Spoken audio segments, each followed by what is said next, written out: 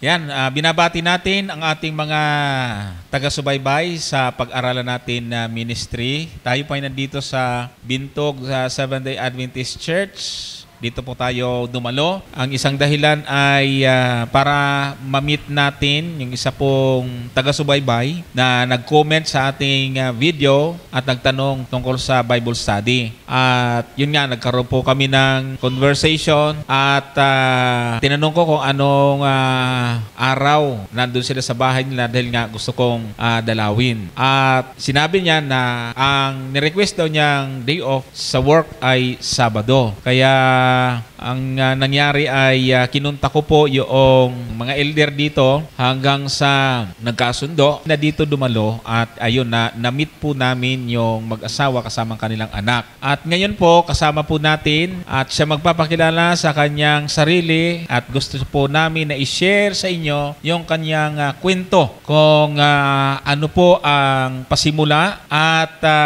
bakit ngayon ay nandito siya sa church na ito at paano ginamit ng Panginoon yung programa natin. Okay? So, pinapakilala ko po sa inyo ang aking katabi. Ayan. So, brother, kayo yung magpakilala sa iyong sarili bago tayo tuluyang magkwentuhan. Magandang hapon po sa lahat. Ako po si Ricky Gramatica. Ang kinamulatan ko na simbahan ay Seventh-day Adventist. At doon po kaanib yung mga magulang ko, yung nanay ko at saka yung lolo at lola ko at saka yung mga tiyahin po namin. Ilang taong ka nun? Mag-aaral ako talagang nagisnan ko simbang na talaga. Sabado, baka simbang SDA na talaga 'yon. So wala na po akong ibang nakitang simbahan ng mga panahon na 'yon kundi 'yun lang talaga yung pinapasukan ng mga kamag-anak namin. Kaya lang may mga pagsubok sa buhay na hindi natin inaasahan. Mga magulang ko ay nagkahiwalay. Simula po noon ay nagkawatak-watak na rin po kami. Dahil wala na pong nag-guide mo sa amin. Talagang, siyempre kung bata ka, ang pumapasok sa utak mo is puro laro. So hindi na naisip na magsimba. Parang Ibig sabihin, bata ka pa noon? Mga ilang taong ka noon? Nabautismuhan po ako, 10 years old po. So natigil ka sa pagsamba, mga ilang taon ka noon? Naghiwalay yung mga magulang ko is 12 years old ako noon. Oh. Tapos simula noon, hindi na ako napasok ng simbahan. Tapos kung ano-ano ng mga sinasamahang mga kalukuhan sa labas kasi backslide na nga, wala na rin gumagabay sa amin. Yun, hanggang sa nakarating ako ng Maynila. Pero yung mga ilang taon na akong wala sa hindi simbahan. na aktibo sa simbahan, kahit na hindi na ako sumama sa simbahan. Kumbaga may may party pa rin ng SDA doon sa sarili ko. Hanggang sa may mga panahon na wala akong pasok, nanonood ako ng internet, nanonood ako dun sa mga ibang grupo na makikita sa television yung mga turo nila, katulad ng dalawang grupo sa labas. Bawat bukas ko ng internet noon ang madalas makikita sila yung halos yung programa nila yung sa katulad ng sa dating daan, sila yung maraming naka-upload dun sa kaya madalas sila yung mapapanood So madalas sila yung napapanood ko. Ngayon kung pakikinggan mo yung nila, yung turo nila, may inganyo ka talaga kasi yung turo niya may support kasi na laging may talata. May talata. Tapos na idudugtong niya yung talata. Kung pakikinggan mo, pinagdugtong-dugtong mo, sakto naman yung niya, yung sinasabi. Kaya lang hindi pa rin ako hindi pa rin ako naghahanap pa rin ako so hindi pa rin ako tumigil.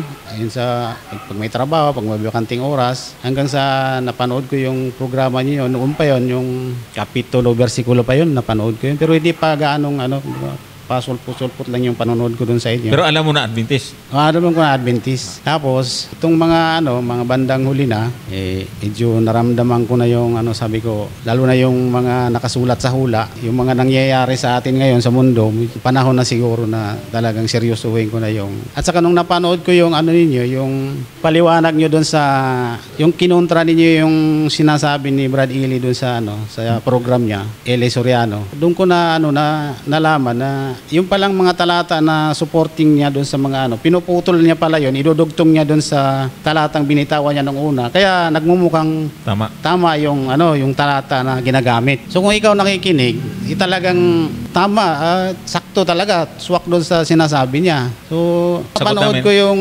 sagot ninyo doon sa tapos binasa ninyo yung talata na yon. tapos diniretso kasi pinutol, diniretso, tinuloy-tuloy. Iba pala ang kahulugan nun, iba pala yung tapos dinugtong yung ibang talata. Tapos yung talata na yun ay hindi pala naintindihan yun kung bakit sinabi yung talata na yun dun sa lugar na kung saan sinabi. Kailangan pala natin intindihin pala yung pangyayari dun sa lugar at saka yung sitwasyon nung sa lugar, kaya sinulat yung talata na yun. So ganun po pala ang pag-intindi nung sulat sa Biblia. Nung narinig ko yun, sabi ko, mali, hindi tama yung tama yung paliwanag. Simula noon, nagtuloy-tuloy na yung hindi pa ako nakapalo noon sa inyo kasi nanonood lang ako pero hindi ko pa pinapalo yung programa niyo noon. Itong dito na kami sa Bulacan nalipat na ako dito sa Bulacan. So marami na akong time na manonood. So lagi na ako nanonood hanggang sa nagpalo ako sa inyo. Tapos nung nakarang Sabado, so maghapon ako sa bahay, ang unang pinanood ko yung program sa church yung sa TV. Kaya lang ang napanood ko noon yung program ng Sabbath program ng Cebu Central Bisaya Bisaya. Tapos nung malang hapon, nung gabi, nag-chat ako nakita ko yung notification doon sa cellphone ko, doon sa programa nyo. Kaya sinubukan kong mag-message. Sabi ko sana mabasa, makita yung message. Sabi ko kung nagtatanong ako kung mayroon pa bang Bible study sa Seventh-day Adventist. Hanggang sa yun na nga po, nag-message kayo, sumagot kayo. Sabi ko, tuwang-tuwa ako kasi ayun, napansin yung yung message ko. Sabi ko, siguro ito na yung panahon na magbalik na ako sa Panginoon. At saka naisip ko na ito na talaga yung simbahan siguro talaga na inilaan ng Diyos para sa kanyang mga tao. Hindi ka tuluyang nakumbinsi doon sa pinapanood mo natin? Pero muntik na talaga yun. Yung sa mga turo niya kasi. Minsan nga, parang gusto ko na rin bumisita sa nila Sa coordinating? Sa coordinating center nila Uh-huh. Kaya lang naisip ko naman, sabi ko bakit yung coordinating center nila wala doon yung isa lang yung nagsasalita, siya lang. Sa TV? Sa TV lang. Sabi ko, tama kaya to? Wala man lang yung talaga nagsasalita doon sa kanilang tama kaya itong Tsaka yung sinasabi na sa huling araw may isang titindig. Sabi ko, ito kaya talaga tong tao na to? Ito kaya yung talagang titindig doon sa huling araw? So, medyo nag-aalangan ako noon. Ayun, hanggang sa ito na, naririnig ko na yung mga balita sa iba't ibang dako, sabi ko, panahon na talaga to. Ito na yung nasa hula. Malapit na. Hanggang sa makarating kami dito kanina. Pero muntikan pa ako hindi makarating. Bakit? Kasi may kwento ko lang nung di ba nag-uusap tayo linggo yata yun, linggo ba yun? O Sabado ng gabi. Parang yung nag-chat tayo. Parang linggo yata. Pagdating ng Martes, nasa trabaho ako, nandun ako sa ilalim ng truck. Nahilo ako. Nag-blackout yung paningin ko, yung katawan ko, parang na-stroke. Tapos di ako makatayo, nanlambot yung tuhod ko. Sumandal ako sa may namin. Sumandal ako. Hindi ko ginalaw kasi pag ginalaw, babagsak ako. Parang na-heat stroke ako. So tinulungan ako ng mga kasama ko sa trabaho. Yung time na yon, sabi ko, bibigay na yata katawan ko. Nagdasal ako, sabi ko, Lord, kung talagang kukunin mo na yung buhay ko, gusto ko pa sanang bumalik sa simbahan. Pasensya na, medyo. Sige, okay lang. Emotional lang konti. Sabi ko, kung talagang kunin mo na yung buhay ko, pabaya ko na sa iyo. Kung hindi man ako makakarating sa simbahan, kayo na po bahala sa akin. So, ibig sabihin ay dininig ng Panginoon yung panalangin mo. Napakabuti ng Panginoon kasi sa kalagayan mo iyon talagang hindi niya hinayaan na hindi ka muna totally makapanumbalik sa Panginoon. Hindi ko akalain na napaka-importante pala sa iyo yung araw na ito. Beng, baka meron kang tubig na extra doon sa Okay, painumin natin. Hingi ka doon sa yung sa baso.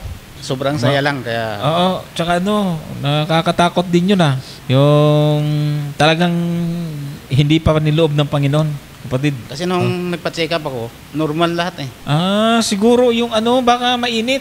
Sabi ko, sinubok mo siguro. Paalala siguro ng Panginoon yung brother. Paalala ng Panginoon yan kasi normal naman pala yung mo. Tulad ng ating napag-aralan kanina, marami siyang mga paraan para tuluyan na tayong makalaya nga sa dati nating lifestyle. Kaya ang kagandahan yan, at least sana yung support ni Mrs. ay 100%. Amen po, sister? Yan. So, madali sa kanya dahil siya may experience sa ibang grupo, kaya hindi tayo mahirapan na maintindihan ni Mrs. yung ating pong mga pamamaraan ng pagsamba. Kasi hindi tayo tulad ng ibang na isang oras lang.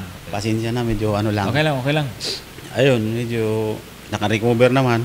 Kaya, yung message mo kagabi sa akin, sabi, tuloy tayo sa magkita tayo bukas sa Bintog Church. Kaya nag-reply ako, sabi ko, sige po, kita po.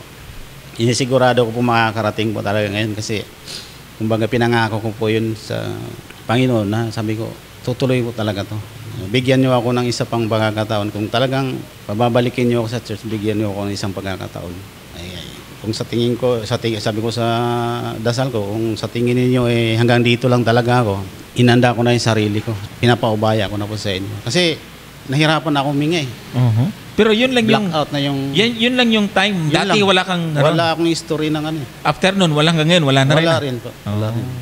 Yun lang talaga yung history na biglang nagdilim yung paningin ko na nahilo ako. Hindi ako makatayo. Ano yun? Galing ka sa... Nasa ilalim, nag-aangat kasi ako ng transmission, nagsalpak ako ng transmission ng truck. So naikasa naman namin lahat. Pagdayo o pagbangon? Doon pa lang sa ilalim. Nakahiga ka pa? Parang tingin ko doon sa ilalim sa truck, parang umiikot. Nakahiga pa ako. So hindi ako gumalaw. Pag hindi ako gumalaw, medyo lumilinaw yung paningin ko. Pero pag ginalaw ko yung ulo ko, bumabalik. Parang susuka ako. Magba-blackout yung paningin ko. Nahilo. Pinilit kong tumayo, sumandal doon sa kasi pakiramdam ko parang matutuluyan ako pag nakahiga Parang yung dugo ko parang... Tumayo ka? Pinilit kong tumayo, tapos sumandal. Buti may mga kasama ka? Meron naman, tapos nandun yung anak ko, yung panganay ko. Humingi ako ng tubig. So naubos ko yung mineral. Mga ilang... kasama mo sa trabaho? Oo, kasama ko sa trabaho mabuti. yung anak ko. Tapos ayun, habang nakasandal, pinikit ko yung mata ko, sabi ko, Lord, kung ito na yung pagkakataon na hawlin mo yung buhay ko, bibigay ko na sa'yo. Pero gusto ko pa sanang pumunta ng simbahan para formal na magbalik sa... Amen. Sa Amen. Ayan. So, ayan mga kapatid, nagulat ako, hindi ko alam na mayroong ganong experience si Brother Ricky. Talagang maraming paraan ng Panginoon. Naniniwala tayo na dahil sa seryoso siya na gusto nang bumalik na sa Panginoon, kaya hindi po siya pinabayaan. Mahirap yun. Mahirap yung experience niya na yun. Talagang kadalasan, alam naman natin yung mga nakakaranas ng ganon, natutuluyan, hindi na nakakapagkwento. At least si Brother Ricky, naikwento niya. Ganon pala yung mga na-experience mga kapatid ng na-stroke. Ang kagandahan ay hindi naman pala siya ganon kataas ang kanyang BP. May purpose pa ang Panginoon, mga kapatid. Meron pang gustong ipagawa ang Panginoon sa kanya. May pamilya siya at mayroong 3 anak. Mayroong mga manlaki ng mga anak at yung isa ay nasa Mindanao, tapos yung isa kasama niya sa... So, pag-pray natin patuloy, mga kapatid, na tulungan siya na ang liwanag na dati niyang taglay ay muling magliwanag at magliwanagan yung kanyang buong sambahayan. So, Brother Ricky, nakatulong ba talaga yung mga programa na yung pinupunod, lalo na yung programa? Ay, malaking tulong po talaga sa mga nagsusuri. Kung talagang seryoso kang magsuri, hindi lang doon sa isang programa ka makinig. Kung mayroon kang ibang napapakinggan, pagkukumparahin mo at sa pakinggan mong mabuti yung mga sinasabi nung na nagtuturo doon sa aral na yun. Kasi kung isang part lang yung pakikinggan mo, tapos ipopokus mo yung isip mo doon sa na yun, so di ka na makahanap pa ng ibang hindi mo makikita yung kung saan talaga, kung ano yung totoo doon sa alin sa kanila yung nagsasabi ng totoo. So, kailangan po talaga na suriin po natin mabuti kung sino po talaga o kung anong iglesia po talaga yung itinayo ng Panginoon para sa atin. Yeah. Malaking tulong po yung programa ninyo sa internet, sa mga taong katulad sa akin, matagal akong hindi nagsimba. Kahit na hindi ka na nagsimba, lumapit pa rin tayo. Kahit paminsan-minsan, humingi pa rin ng gabay sa kanila, sa taas, para po gabayan pa rin tayo kahit naman alam mo naman na ang Diyos ay nakatingin lang sa atin. Hindi naman tayo pababayaan kung may hihilingin tayo sa Kanya.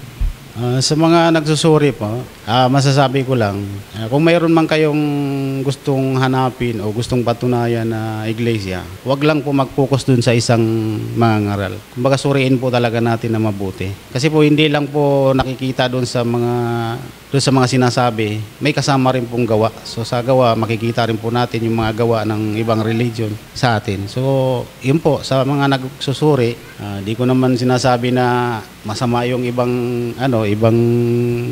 samahan. Yung sa akin lang, magsuri lang, titingnan lang na mabuti, kukumpir lang para malaman natin kung alin talaga yung totoong iglesia na dapat nating aniban. Amen. Salamat at sana ay na-bless po kayo sa mixing kwento ni Brother Ricky kung papaano siya muling ibanilik ng Panginoon sa tamang iglesia. So ayan po mga kapatid, at yung mga nanonood sa atin, marahil meron po dyan na ganun rin yung kanyang karanasan, matagal na nahiwalay at ginagamit yung mga programa po natin para muling bumalik ang init ng panampalataya sa tunay na iglesia, ay makipag-ugnayan lang po kayo sa akin o sa amin. Nakita ko lang po yung comment ni Brother Ricky, tapos nag-reply kagad ako, tapos hindi lang nag-reply, kundi minessage ko po mismo siya, at ako din po ay nag-post sa mga kapatid na malapit sa kanyang lugar, at yun ang naging dahilan kung bakit nakontak din po niya at nakontak siya ng isa sa ating mga elder, at yun din yung maging kasangkapan mga kapatid para magpatuloy sa pag-aaral. Bukod sa napapanood niya na mga topic po natin, ay narito na rin ang mga kapatid para siya ay suportahan sa po ng kanyang mahal sa buhay kasama ng kanyang asawa at mga anak. So patuloy po natin ipag-pray ang pamilya ni Brother Ricky Gramatica. So salamat po sa inyong panonood. Kaya doon sa ating mga supporter, yung mga tumutulong sa ating programa, patuloy na nagbubunga ang ating pong gawain sa YouTube. At hindi lang yan, yung mga pinupuntahan nating mga lugar para sa ating mga public evangelism. Patuloy din po ninyong ipag-pray ang ministry ng pag-aralan natin. God bless po at maraming salamat sa inyong patuloy na pagsubaybay.